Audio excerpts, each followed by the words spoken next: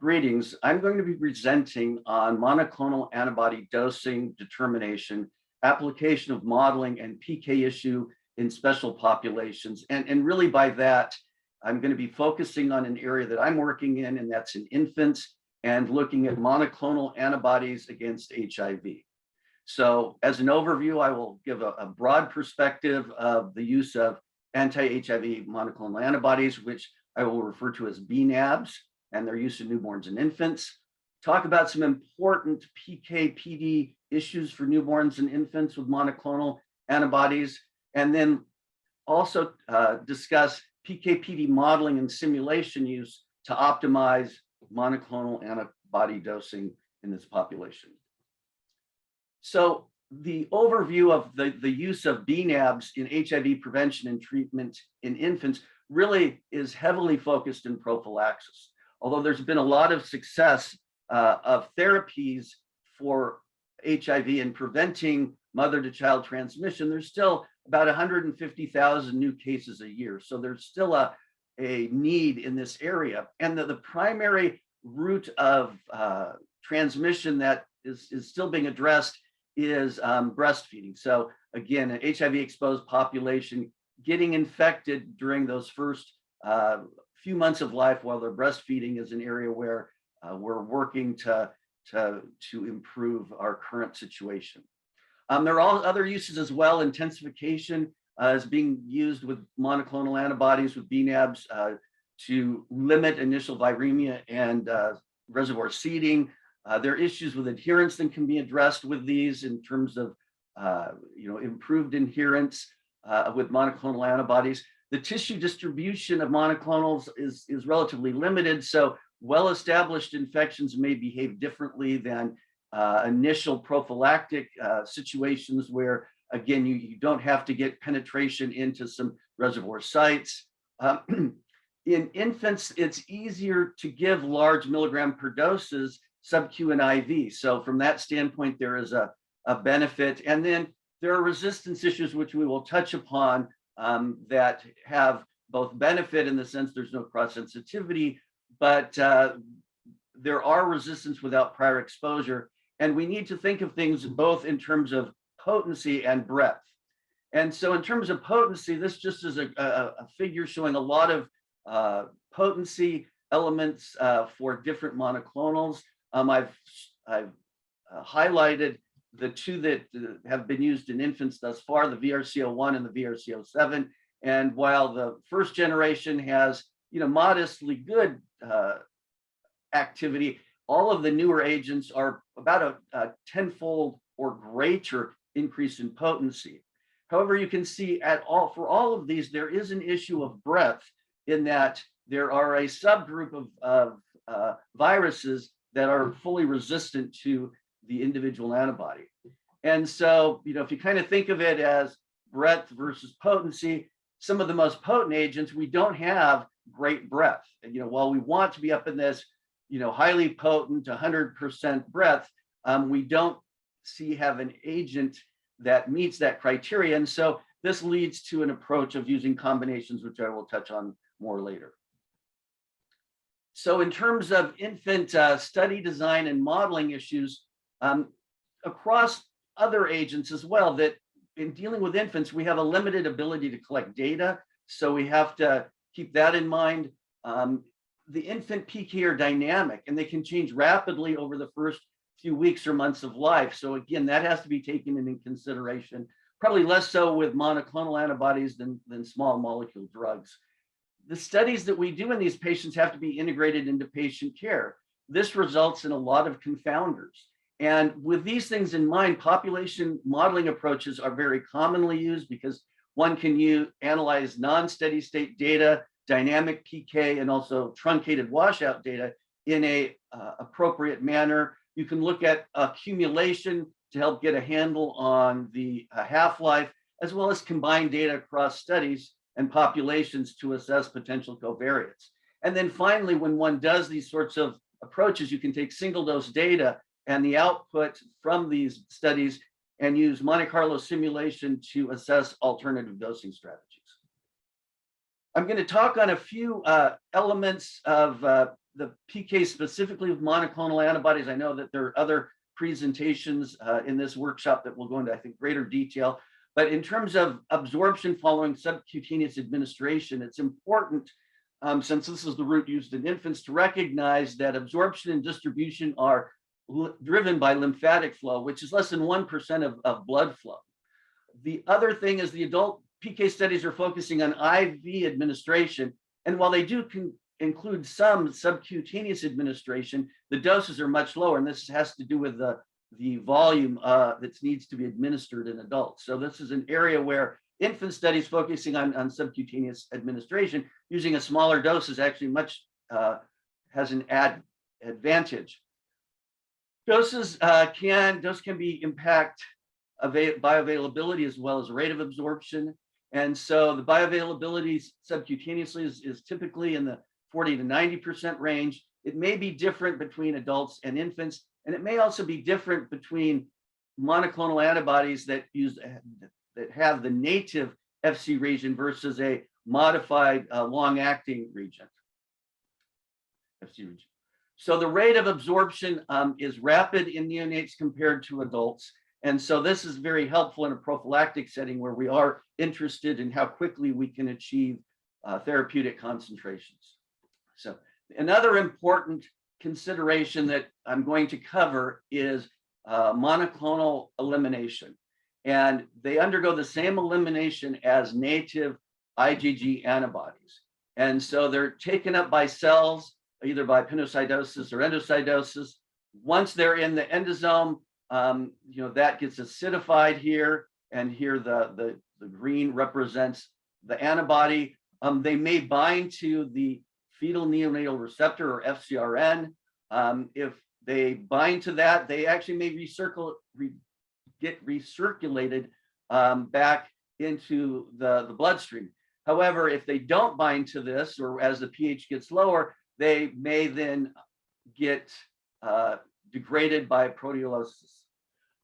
So in this sense, the binding to the FcRn presents a recycling pathway to limit the amount of clearance that one sees. Overall, one does not see dramatic changes in monoclonal antibody clearance over the first month of life. Standard drug metabolizing enzymes are not involved in monoclonal elimination, and the non-specific clearance, the proteolysis and lysosomal recycling, results in a very low overall clearance in adults of less than 1 liter per day, generating a half-life between 10 and 30 days. So getting more specific to dosing and PK in infants, one can extrapolate relatively well monoclonal antibody disposition from adults using allometric scaling. This has been done for smaller molecules, and there are numerous examples of utilizing this in older pediatric patients being successful. But beyond allometric scaling, age, dose, and disease effects may impact the clearance, bioavailability, or the absorption rate.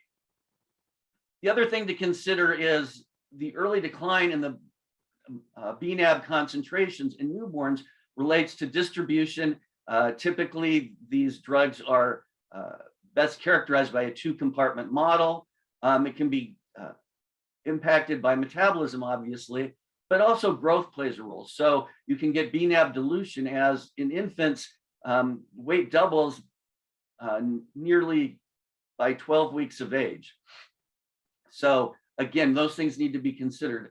The relatively slow elimination also impacts study design and dosing considerations. So that it takes a prolonged time to collect washout data. And so if you are designing a study, you don't want to have sequential arms that you're waiting 6 months for all of your data to come forward to do standard PK output for dose selection, such as AUC or Halflife. And instead, what we've done, at least for our BNAB studies, is think about the concentration at the time of redosing, making certain we're hitting the targets that we want at 28 days, 56 days, or 84 days, depending on the product. I mentioned before that disease state may impact PK. And so if one looks at HIV status, there's a couple of examples on the right here, this is 1074 showing more rapid elimination of the BNAB in HIV-infected versus non-infected patients. And we've also seen it with VRC01. Again, not quite as big of an effect, but a similar effect of more rapid in HIV-positive patients. I mentioned before that there are approaches that have been used to enhance the half-life in humans. And this has to do with the FcRn binding under acidic conditions. And so if you can get it to bind tighter, it protects it from endosomal and lysosomal metabolism and increases the half-life. And so again, if one takes the product that we've studied the most, VRC01, and you modify the 2 amino acids, you can get a long-acting product. And similarly, there are other BNABs that, again, a different substitution can enhance binding to the FcRn.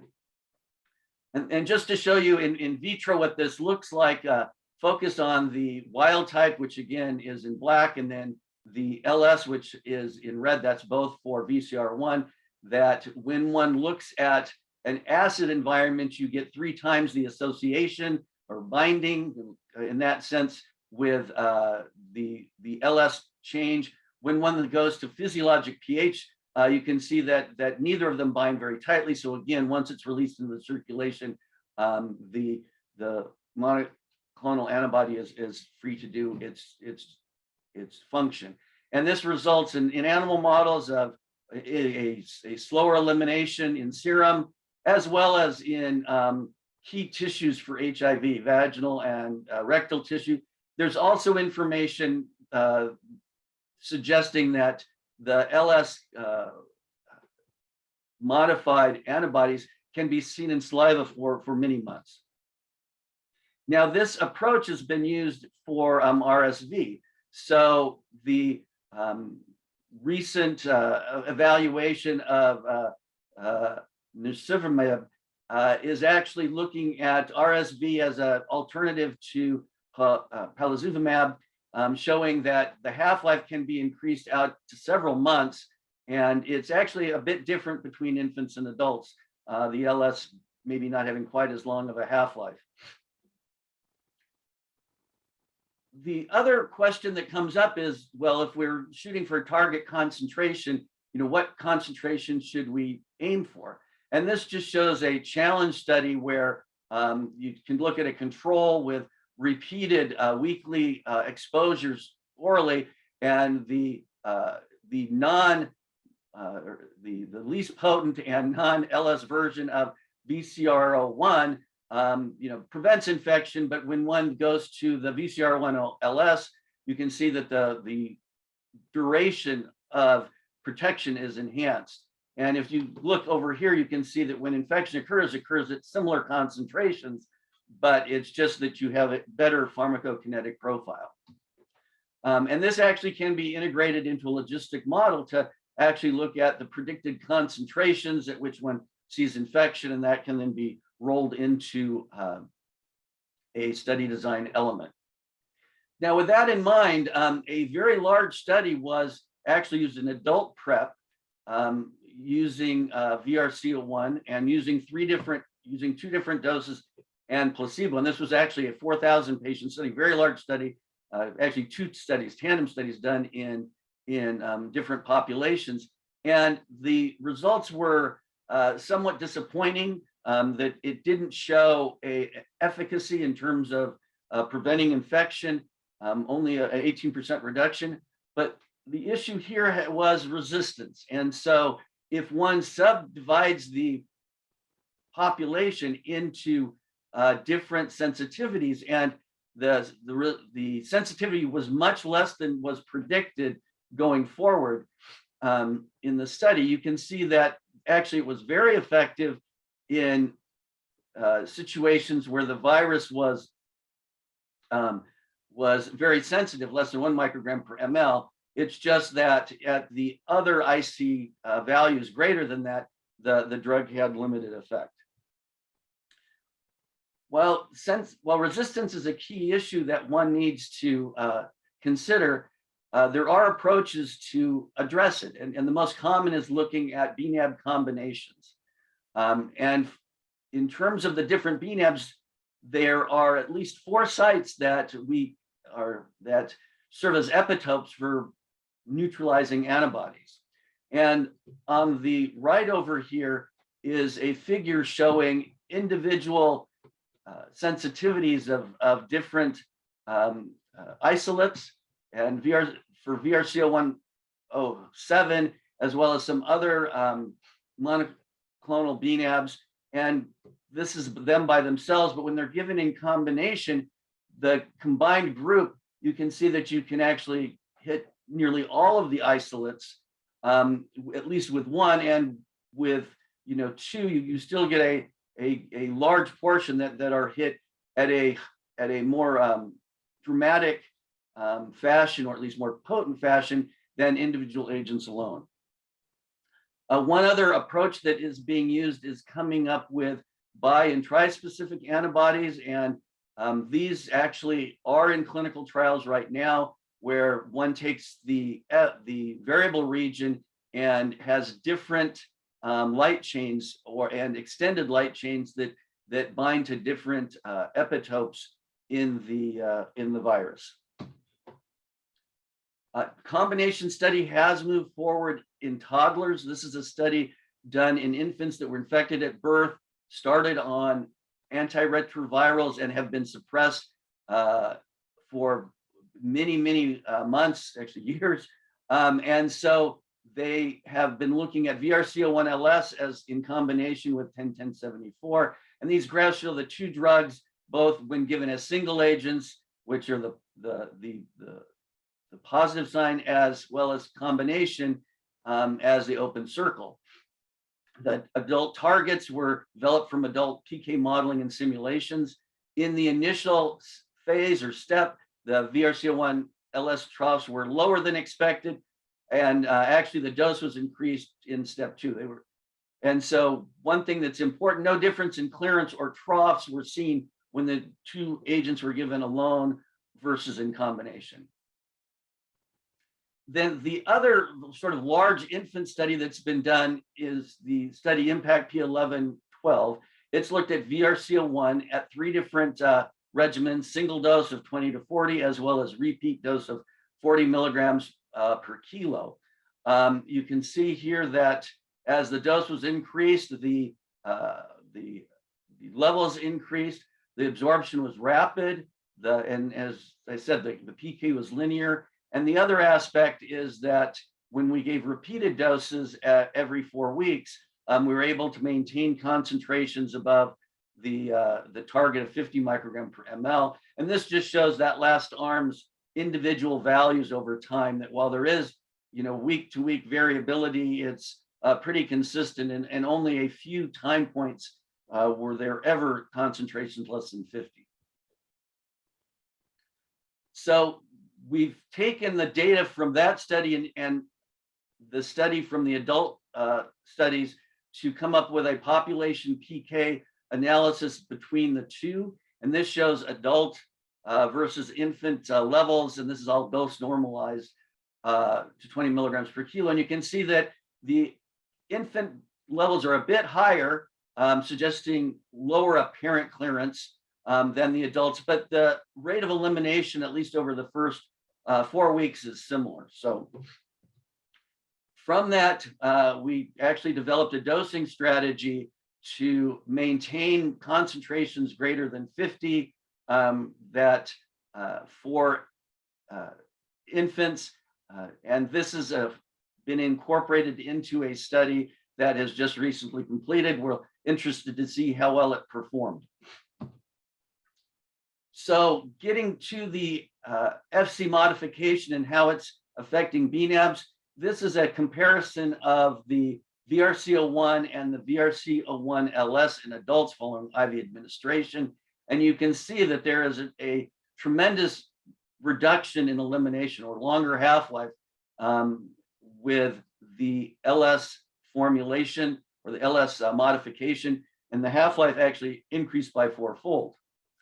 We've also looked at this following sub-Q administration in infants, And there's a couple of key elements. You still see the difference, but the difference isn't as pronounced. You also see, as you go beyond 4 weeks, again, the slope might be a little steeper than the adults. And a significant aspect of that is growth that is going on. So again, at 12 weeks, if the baby is doubled from that single dose, the concentration is halved just based on a dilutional effect. We also started looking at VRC07 523LS, which is more potent. And this shows the adult data for the VRC07, which is in blue. It has a PK profile not quite as good as the VRC01LS, but significantly better than the not as good as the VRC01LS, but significantly better than VRC01. We've also looked at this in infants, and again, the comparison here is with adult IV at the same dose. So bioavailability appears to be clearly less than 1. It's about 50% from the initial evaluations. And there is some improvement over VRC01, but again, not as dramatic as with adults. This is just a table showing that there are 8 studies that have either been completed or ongoing or in development.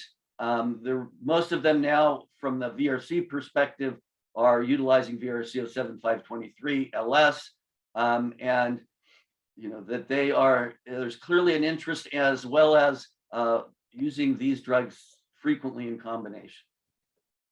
So in summary, there's rapid evaluation of BNAbs for prevention and treatment in HIV-exposed and infected infants. BNAbs represent a safe, novel approach in fighting the AIDS epidemic, particularly during breastfeeding. And infrequent administration is a key advantage for BNAbs in infants, as ARV options are limited in this population and adherence can be difficult. And finally, PK/PD modeling can be used to optimize infant dosing of BNAbs for HIV prevention and treatment.